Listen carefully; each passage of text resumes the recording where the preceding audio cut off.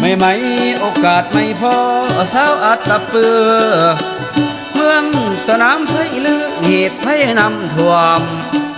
ความเอาหลายหมู่บ้านของประชาชนมิงเสียชีวิตทรัพย์จริงพ่อบอกเคยพ่อผ่านมาบอกเคยพ่อผ่านมาคนฟัง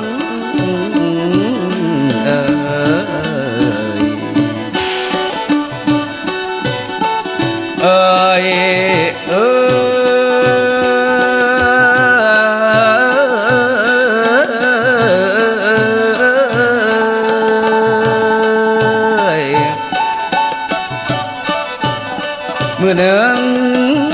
เยี่ยมได้ยินข่าวหายแสนโศกโศกาจากเมืองสนามไสเขตอัตตปือปึงเกิดเหตุภัยน้ำยิ่งท่วมเฮือนหลายหลังหน่อยใหญ่ให้หน้าต้มลวดพื้นพุ่นถมสัตว์มิงเลี้ยงใต้เกี้ยงแม่นบ่ยัง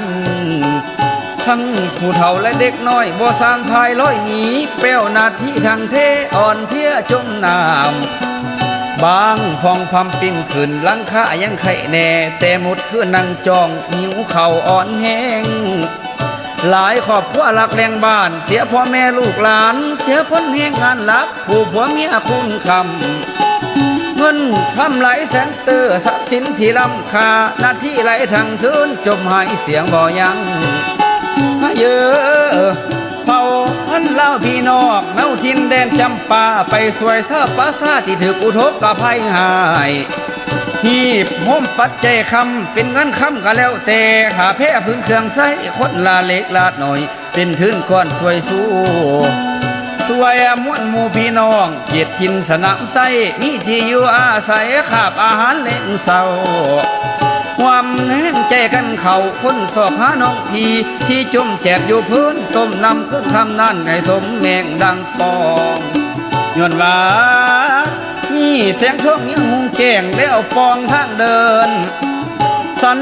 ลาสนขีทับพัฒนาเมืองบ้าน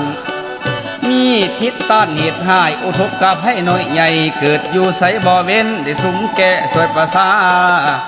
เพิ่นมีประกาศแจ้งปลุกระดมแห่งใจจากศรัทธาภายในต่างประเทศแดนกำนำมาสวยพี่น้องสนามไสนี่ก่อนหมู่ไปสู่บอนอื่นพร้อมโดยดามดังประสงค์โดยดามดังประสงค์จังว่าแก้มวงตรงอย่าหลงลืมไหลเลยให้ญาติลุงพี่น้องเมืองมิงสนามไสมีจิตใจเข้มแข็งอาถรรพ์ทุนสู้